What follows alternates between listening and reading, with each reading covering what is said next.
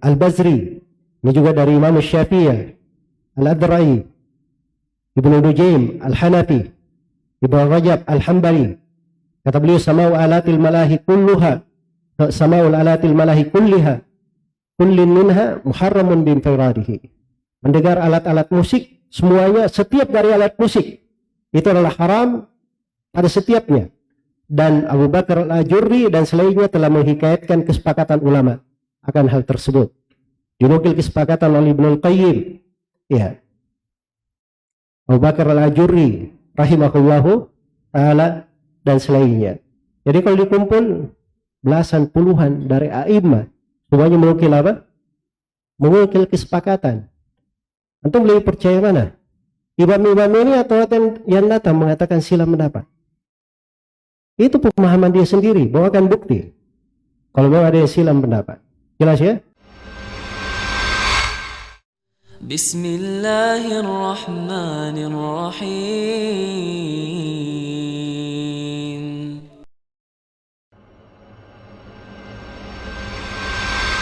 Setelah selesai Imam 4 ya, jangan lagi ada yang berkata ini tidak ada pembahasan dari Imam 4. Ada di buku mereka dan ada di buku para ulama besar dari murid-murid Imam 4 di dalam hal tersebut. Iya. Kemudian di sini kesepakatan para ulama. Iya. Kesepakatan para ulama terkait dengan masalah pengharaman alat-alat musik ini. Yang pertama dari Abu Thayyib At-Tabari, dari ulama Syafi'i. Beliau berkata, pada ajama ulama'ul ansar ala karahiyatil gina wal mana' minhu. Telah sepakat para ulama berbagai negeri akan haramnya gina dan larangan darinya. Berikutnya, Imam Abu Yahya Zakari As-Saji dari ulama Syafi'iyah juga. Ittafaqal ulama'u ala nahyi anil gina. Illa Sayyid Ibn Ibrahim Al-Madani, Ubaidullah Ibn Hasan Al-Ambari, Qadhi Basra. Kata beliau, telah sepakat para ulama melarang dari gina, kecuali ada 2 orang disebutkan. Iya. Kata beliau, ini kesepakatan tentang tentang menyanyinya, kesepakatan ulama tentang ginanya. Adapun mendengarkan alat-alat musiknya, innahu la yurafu an ahadin mimman salaf ar-rukhsatu fiha. Tidak diketahui ada dari para ulama salaf yang meringankan dalam hal tersebut. Wa inna ma yu'rafu an ba'dil mutaakhirin min adh-dhahiriyyah was-sufiyyah mimman la yu'taddu bih. Ada yang menyelisihi, tapi itu dari kalangan orang belakangan, dari orang-orang Zahiriyah dan orang-orang Sufi. Dan itu tidak dianggap menyelisihi kesepakatan. Ketika dia menyelisihi kesepakatan para ulama, tidak dihitung, tidak dinilai sama sekali. Demikian pula Al-Hafidh Al-Muhaddith Ibn Salah, iya, Syafi'i rahimahullah, ini dari ulama Syafi'iyah juga ya, penulis kitab Ma'rifah Ulumul Hadith. Tulis kitab Ma'rifah Ulumul Hadith. Ya, beliau terangkan bahwa istima'u dzalika haramun inda a'immatil madahib wa ghairihi min ulama'il muslimin. Lam yathbut an ahadin mimman yu'taddu biqaulih bil ijtima'i wal ikhtilaf. Kata beliau, mendengarkan seluruh hal itu. Ya, dari musik dan alat-alat musik yang beliau sebutkan sebelumnya. Itu adalah haram menurut para imam madhab dan selainnya dari ulama muslimin, dan tidak syah dari siapapun dari para ulama yang dianggap ucapannya ada yang menyelisihi kesepakatan di situ. Ada yang menyelisihi kesepakatan di situ. Baik, di sini ada Al-Qurtubi rahimahullah. Ada Ibnu Hajar Al-Asqalani. Kata beliau, wa qad haka qaumun al-ijma' ala tahrimiha. Dan sekelompok ulama menghikayatkan kesepakatan akan haramnya gina itu. Itu di Fathul Bari. Baik, dan Syekhul Islam Ibnu Taimiyah rahimahullah, beliau berkata, fa madhhabul a'immatil arba, madhabnya imam 4, anna alatil lahwi kulluha haram, bahwa alat-alat musik semuanya adalah haram. Walam yadhkur ahadun min atba'il a'immah min alatil lahwi nizaan, dan tidak pernah disebut ada silang pendapat di tengah para ulama di dalam hal tersebut. Iya. Dan ada yang menisbatkan kepada para imam bahwa mereka membolehkan musik, alat-alat musik. Maka dibantah oleh Syekhul Islam, kata beliau, hada minal kadhib ala a'immatil arba. Ini tergolong dari kedustaan kepada imam 4. innahum muttafiquna ala tahrimil ma'azif allati hiya alatul lahwi. Karena mereka semuanya sepakat di dalam mengharamkan alat-alat musik. Iya. Baik. Ada ucapan Ibnu Qudamah. Kata beliau bil ijma' alatun lil ma'siyah, itu semuanya alat musik itu alat berbuat maksiat bil ijma' menurut kesepakatan ulama. Imam Al-Baghawi dari ulama Syafi'iyah, wattafaqu ala tahrimil mazamir wal malahi wal ma'azif. Semua ulama sepakat mengharamkan seruling-seluring alat-alat musik dan ma'azif. Imam Nawawi rahimahullah, kata beliau al-mizmarul iraqi ma yudrabu bihil autar haramun bila khilaf. Seruling Irak dan apa yang dipukul padanya pada tali-tali gitar itu adalah haram tanpa ada silang pendapat. Siapa yang bilang tanpa ada silang pendapat ya?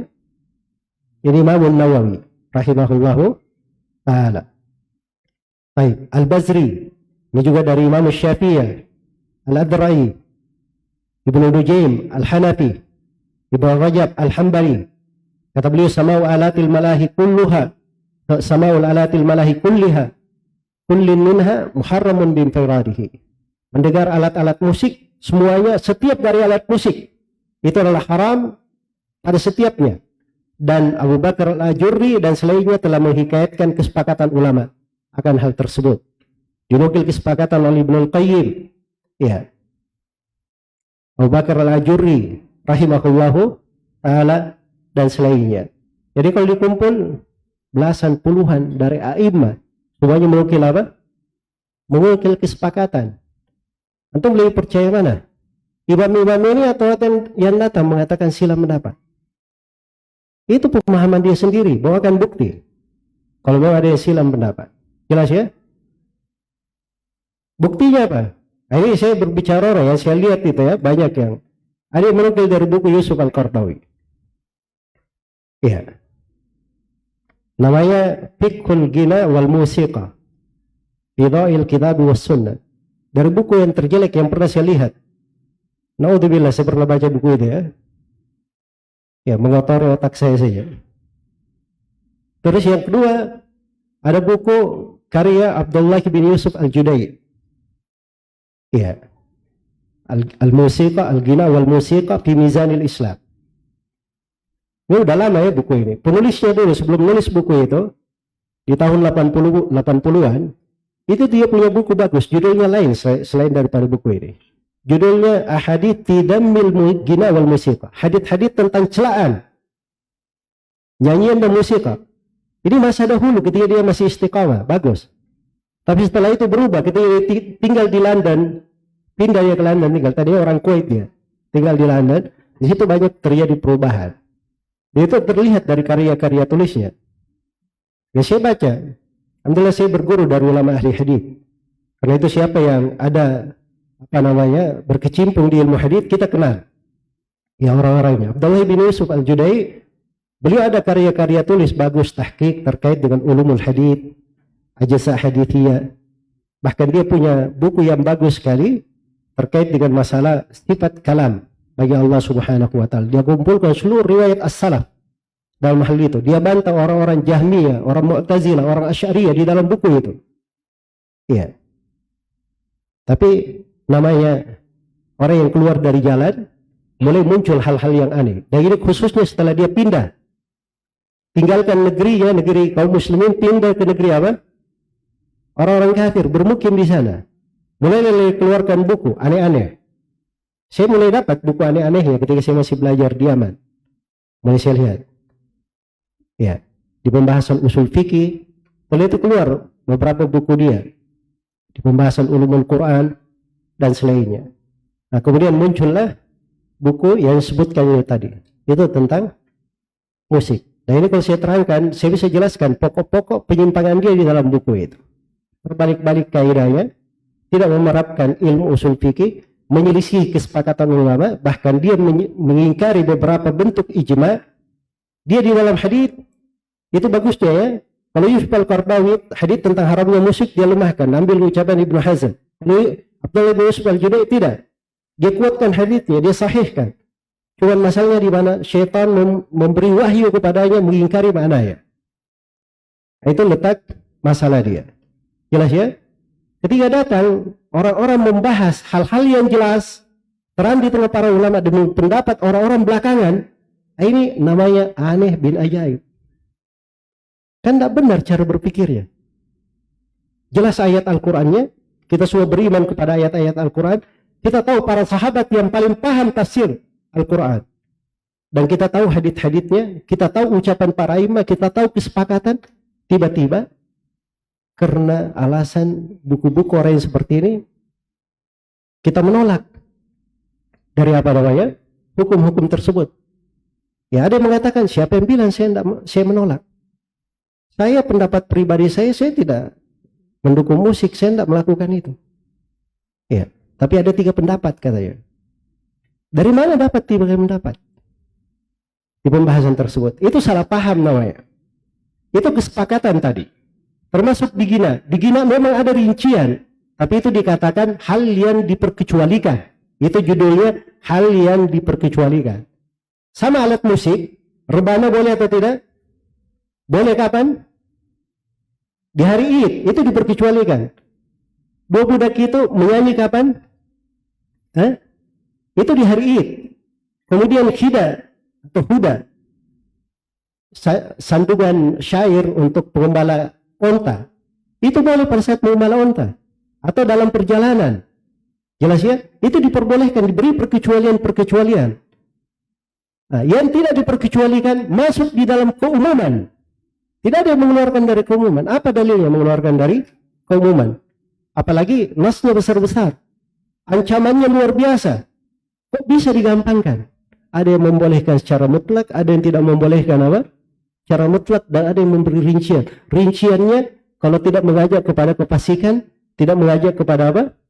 Tidak menggerakkan syahwat, bukan ghazaliyat dan seterusnya.